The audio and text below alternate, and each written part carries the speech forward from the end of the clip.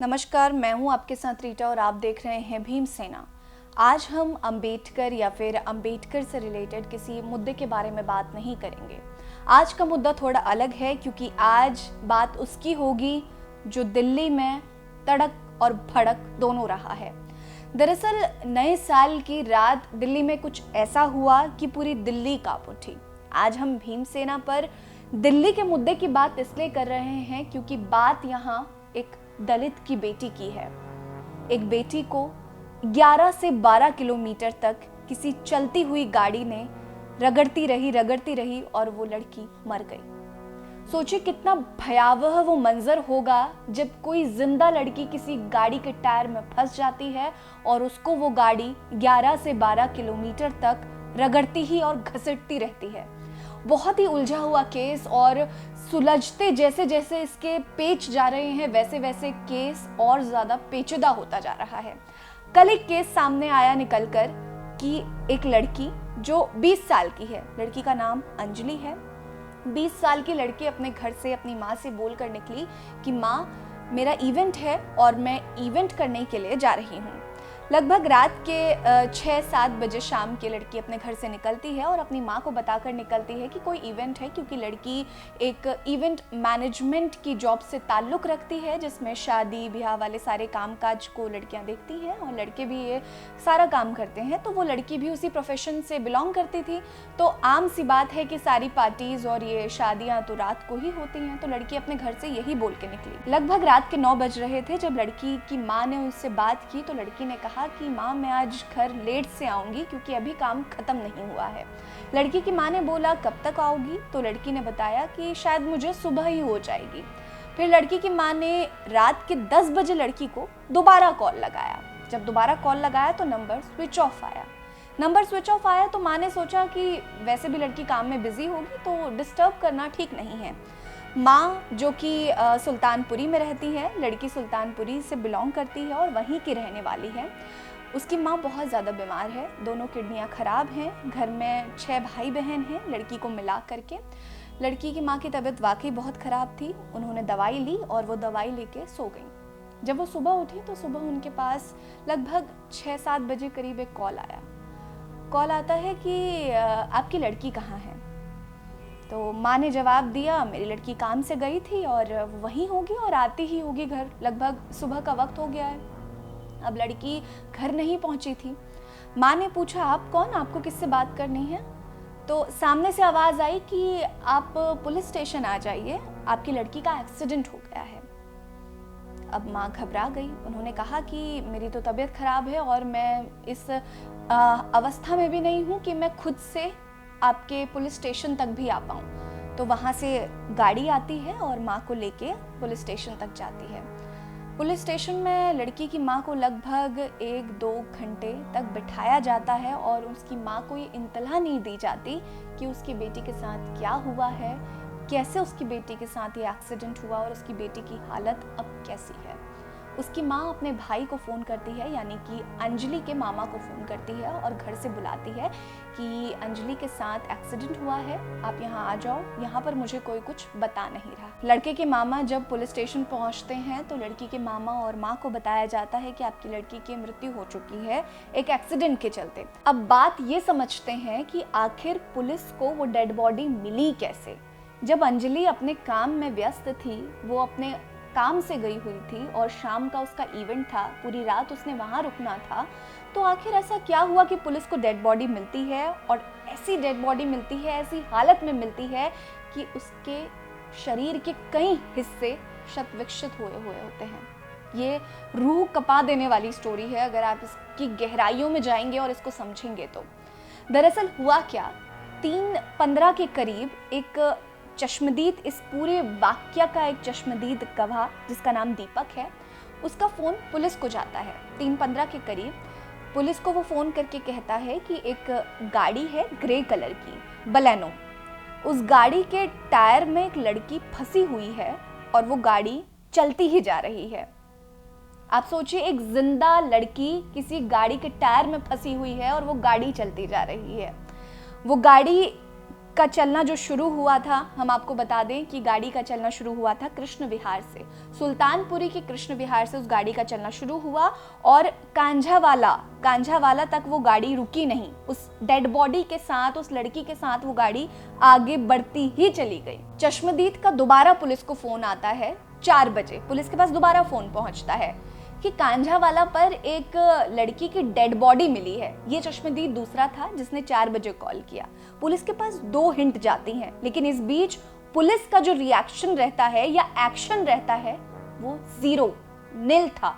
Police का कोई action ना रिएक्शन, कुछ भी नहीं। इसी पर जो दीपक चश्मदीद गवाह हैं, उन्होंने आरोप लगाया है कि पुलिस इस केस में बिल्कुल भी दिलचस्पी दिखाती हुई नहीं दिखी थी। जब चश्मदीद ने पुलिस को कॉल करके बताया था कि बलेनो के पीछे एक लड़की लटकी हुई है और वो बलेनो उसको रगड़ती हुई आगे जा रही है, तो पुलिस का बहुत ठंडा सा एक रिएक्शन था। उसके बाद उस आदमी ने क्या देखा वो सुनिए। लगभग 3:15 पर वो आदमी अपने दूध की डिलीवरी का इंतजार कर रहा था। दूध की डिलीवरी का इंतजार करते करते उसने देखा कि सामने से एक गाड़ी आ रही है, ग्रे कलर की बलेनो, और उस गाड़ी के टायर पे एक लड़की फंसी हुई है टायर पर, और वो गाड़ी बढ़ती हुई जा रही है। चश्मदीद का कहना है कि गाड़ी के टायर से बहुत चीखने और चिल्लाने की आवाजें आ रही थी, और जब उसने पूरा मंजर देखा तो उसके पैरों तले जमीन खिसक गई। उस आदमी ने इस गाड़ी का बहुत देर तक पीछा भी किया था। बेगमपुर तक उस आदमी ने इस गाड़ी का पीछा किया, चश्मदीद ने पीछा किया, और वहां पर पीसीआर भी मिली उस रास्ते में, लेकिन पीसीआर का भी कोई ऐसा रिएक्शन नहीं था। ये आरोप सारे दीपक के हैं जो उस दीपक ने लगाए हैं। अब उसके बाद जब दूसरा कॉल पुलिस के पास आता है कि कांझावाला के पास एक डेड बॉडी मिली है, तब पुलिस वहां पहुंचती है। डेड बॉडी को पोस्टमार्टम के लिए भेजा जाता है। उसके बाद ये पता चलता है कि एक लड़की थी जो स्कूटी पर सवार थी। उस स्कूटी पर सवार लड़की का एक्सीडेंट होता है बलेनो कार के जरिए। स्कूटी एक तरफ गिर जाती है और लड़की का जो पैर है वो टायर में फंस जाता है। लड़की का पैर टायर में फंसता है और बलेनो में जो लोग बैठे हुए होते हैं, वो 5 आरोपी, वो 5 अपराधी जो बैठे हुए होते हैं, वो डर के मारे गाड़ी को आगे की तरफ भगाना शुरू कर देते हैं। और पुलिस इन्वेस्टिगेशन में पता चला है कि लगभग 11 से 12 किलोमीटर तक वो गाड़ी को भगाते रहते हैं उस डेड बॉडी के साथ। सोचिए, कृष्णा विहार में ये एक्सीडेंट हुआ, स्कूटी और बलेनो का एक्सीडेंट हुआ। उसके बाद वो बलेनो आगे की तरफ जा रही है कांझावाला की तरफ, सीधे जाके कांझावाला पे रुकती है और तभी डेड बॉडी और कार एक दूसरे से छूटते हैं। ये पूरा केस रूह को कपा देने वाला केस है, क्योंकि जो तस्वीरें सामने आई, जो वीडियो सामने आई, अगर उसको आप देखेंगे तो आपको दिखेगा कि जो लड़की है अंजलि, उसकी बॉडी पर एक भी कपड़ा नहीं था। उसकी बॉडी शत विकसित हो चुकी थी। उसकी बॉडी में मांस नहीं दिख रहा था, उसकी बॉडी में हड्डियां दिख रही थी। ये पूरा केस इस तरह का है। फिर आज जो खबर आई, पुलिस वालों ने ये प्रूफ किया, पुलिस वालों ने ये पुष्टि की है कि पोस्टमार्टम रिपोर्ट में रेप नहीं आया है, रेप का कुछ भी वाक्य नहीं सामने आया। लेकिन वहीं परिवार वालों ने ये इल्ज़ाम लगाया है कि उनकी बेटी के साथ कुछ गलत हुआ है। ये मामूली केस नहीं है, ये बहुत ही पेचीदा केस है। फिर उसके बाद जब सारे सीसीटीवी फुटेजेस खंगाले गए, सारी इन्वेस्टिगेशन को थोड़ा आगे बढ़ाया गया, उसके बाद पता चला कि हुआ क्या था। दरअसल कृष्णा विहार सुल्तानपुरी के पास एक होटल में, एक ओयो होटल में पार्टी करने के लिए कुछ दोस्तों ने रूम बुक करवाया। 2 रूम बुक किए गए थे क्योंकि 7 दोस्त थे जिसमें अंजलि भी शामिल थी। पार्टी हुई। पार्टी करने के बाद 1:45 पर अंजलि उस होटल से बाहर निकलती है।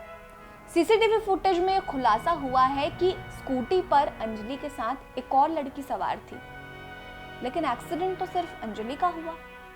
जब मौत हुई तो वहां पर डेड बॉडी तो सिर्फ अंजलि की थी। तो ये जो दूसरी लड़की, अंजलि की दोस्त, स्कूटी के साथ अंजलि के साथ बाहर निकली थी, होटल से बैठकर बाहर निकली थी, वो गई कहाँ? दरअसल मामला ये है कि अंजलि के साथ जब वो लड़की का नाम मैं आपको बता देती हूँ, निधि लड़की का नाम है, जो अंजलि की दोस्त है। निधि जब स्कूटी से होटल से बाहर निकली अंजलि के साथ, तो इन दोनों में आपस में बहस हुई। अब बहस, निधि ने ये बोला है कि बहस इस बात पे हुई कि स्कूटी कौन चलाएगा। निधि ने पहले कहा स्कूटी मैं चलाऊंगी, अंजलि कहती है मैं चलाऊंगी। थोड़ी देर तक निधि ने स्कूटी को चलाया, लेकिन उसके बाद अंजलि स्कूटी चलाती हुई दिखाई पड़ती हैं। अंजलि जब स्कूटी को चलाने लगी तो आगे तक गई और कृष्णा विहार के पास अंजलि और निधि दोनों का सेम स्कूटी पर एक्सीडेंट हो जाता है बलेनो कार से। एक तरफ अंजलि गिरती है और दूसरी तरफ निधि गिरती है और तीसरी तरफ स्कूटी गिरती है। अंजलि का पैर बलेनो में फंस जाता है और वो गाड़ी घसीटती हुई अंजलि को अपने साथ लेके चली जाती है। अब बात निधि की। जब ये केस इतना पुराना हो जाता है, यानी कि रात के लगभग 2 से 2:30 बज रहा होगा जब ये चीज हुई, तब निधि तो वहीं थी क्योंकि निधि का एक्सीडेंट हुआ था। तो निधि ने पुलिस को बताया क्यों नहीं? आखिर निधि ने पुलिस को इन्फॉर्म क्यों नहीं किया? चलो पुलिस को नहीं भी इन्फॉर्म किया तो निधि वहां से भाग क्यों गई? ऐसा क्या हुआ था कि एक्सीडेंट होने के बाद निधि उस जगह से भाग गई, यानी कि कृष्णा विहार से निधि भाग गई, गायब हो गई। अब कहा जा रहा है कि वो अपने घर चली गई, लेकिन अगर सूत्रों की बात करें तो सूत्र बता रहे हैं कि निधि अपने घर नहीं गई थी। निधि उसी ओयो होटल में वापस गई थी जिसमें इन सब लोगों ने पार्टी की थी। तमाम उसके फ्रेंड से भी पूछताछ की जा रही है, निधि से भी पूछताछ की जा रही है। लेकिन इसमें सबसे बड़ा जो एक ड्रॉबैक पूरे केस में, एक लिमिटेशन दिखाई दे रहा है, वो ये कि पुलिस इस केस में इतनी ढीली क्यों है? इतनी ढिलाई से पुलिस इन्वेस्टिगेशन कर क्यों रही है? 60 घंटे से ज्यादा बीत चुके हैं और अभी तक इस केस का पूरा प्रोफाइल पुलिस ने नहीं खोला है। सोचिए, देश की सबसे स्मार्ट पुलिस का टैग है दिल्ली पुलिस के पास, और दिल्ली पुलिस की इतनी ढिलाई उसको क्या जवाब देती है? केजरीवाल ने मांग की है फांसी की उन 5 आरोपियों पर। अब इन आरोपियों की बात करते हैं। कार में 5 लोग सवार थे। 5 लोगों में से एक आदमी बीजेपी का नेता है। सबसे बड़ी बात, ये पॉलिटिकल किस्सा भी इसमें जुड़ गया, पॉलिटिकल एंगल भी इसमें जुड़ गया। आरोपियों के नाम मैं आपको बता दूं: दीपक खन्ना, अमित खन्ना, कृष्ण, मिथुन, मनोज मित्तल। ये मनोज मित्तल राशन डीलर है सुल्तानपुरी में, इसके साथ साथ बीजेपी का नेता भी है। मनोज मित्तल ही वो शख्स था जो आगे की तरफ बैठा हुआ था, जिसने डेड बॉडी को देखा और तब गाड़ी रुकी। ये गाड़ी कब रुकी? ये गाड़ी रुकी 11 से 12 किलोमीटर के बाद, जब उस लड़की की हालत एकदम बद से बदतर हो चुकी थी, जब वो लड़की मर चुकी थी, तब इन लोगों ने गाड़ी को रोका। चश्मदीद का कहना है कि वो लोग, गाड़ी की जो स्पीड थी वो एकदम नॉर्मल स्पीड थी, जो आराम से जो स्पीड होती है गाड़ी की वही स्पीड थी, और वो लोग जो गाड़ी में बैठे हुए थे वो कहीं से भी ऐसा नहीं लग रहा था कि ड्रंक थे, यानी कि होश में वो लोग थे। अगर आपकी गाड़ी है और आपकी गाड़ी के सामने एक चिड़िया या कोई कीड़ा भी आ जाता है तो क्या आपको नहीं पता चलता? तब तो वो एक डेड बॉडी थी, एक लड़की की पूरी बॉडी थी जो उस गाड़ी के टायर में फंस गई थी। तो क्या इन आरोपियों को, इन अपराधी को इस बात का पता नहीं चला होगा? और पुलिस का रवैया देखिए। पुलिस कहती है ये कोई रेप या फिर मर्डर का केस नहीं है, ये तो मामूली एक एक्सीडेंट का केस है। क्या ये मामूली एक्सीडेंट का केस है? ये केस क्या मामूली हो सकता है? किसी लड़की को 11 से 12 किलोमीटर तक, जिंदा लड़की को एक कार वाले ने घसीटते गए और वो इस बात को मामूली केस के तौर पर बता रहे हैं और जान रहे हैं। हालांकि पुलिस ने इन 5 लोगों को गिरफ्तार कर लिया है, हिरासत में लिया है। 3 दिन की हिरासत में इनको लिया गया है फिलहाल के लिए, और इनके ऊपर जो धाराएं लगी हैं वो गैर इरादतन हत्या की लगी है और हिट एंड रन की लगी है। ये 2 धाराएं जो कि बहुत मामूली सी धाराएं हैं वो लगाई गई हैं, जबकि ये केस वाकई बहुत पेचीदा है। अब सवाल ये उठता है कि आखिर ये जो निधि थी, अंजलि की दोस्त, वो भाग क्यों गई? दूसरा सवाल ये उठता है कि अंजलि से क्या कोई इन आरोपियों का कनेक्शन था? क्या कहीं ये वही आरोपी तो नहीं थे जो इनके साथ पार्टी कर रहे थे? क्या वाकई अंजलि और निधि वहां ओयो होटल में पार्टी करने के लिए गए थे? क्या दिल्ली की सड़कों पर आज भी लड़कियां सेफ नहीं हैं? ये कहानी एक दलित लड़की की है, इसीलिए ये कहानी आज हम आपके लिए लेके आए हैं। आपको क्या लगता है, इन 5 अपराधियों को क्या सजा देनी चाहिए? इन 5 अपराधियों ने जो क्राइम किया है, क्या वो मामूली क्राइम है? हालांकि अरविंद केजरीवाल ने इस क्राइम पर फांसी की सजा मांगी है केंद्र सरकार से। उन्होंने बोला है कि इन 5 अपराधियों को फांसी होनी चाहिए, क्योंकि जो देश की बेटी के साथ हुआ वो बिल्कुल भी मामूली नहीं था, वो बहुत क्रूर था, वो बहुत क्रूशियल था। आप इस केस को संज्ञान में लीजिए और बड़ी ही इसकी जांच करिए और पड़ताल करके पता लगाइए कि केस क्या था। और पुलिस की जो लापरवाही है उसकी वजह से एलजी का इस्तीफा मांगा जा रहा है। देश भर में बवाल हो रहा है। आप दिल्ली भर की सड़कों पर देखें, बवाल मचा हुआ है इस बात को लेकर कि एलजी का इतना बहुत ही ठंडा रवैया क्यों है। और दिल्ली पुलिस क्या इतनी कमजोर है? क्या दिल्ली पुलिस के पास इतना भी कॉमन सेंस और दिमाग नहीं है कि किसी लड़की का अगर एक्सीडेंट हुआ है और इतना क्रूर एक्सीडेंट जिसे वो मामूली एक्सीडेंट करार दे रहे हैं, उसके ऊपर इतनी लेजीनेस, इतना ढीला एक्शन। आप 60 घंटे बाद एक मामूली सी रिपोर्ट लाके देते हैं और कहते हैं कि ये कोई रेप और मर्डर का केस नहीं है। आखिर आप क्या प्रूफ करना चाह रहे हैं?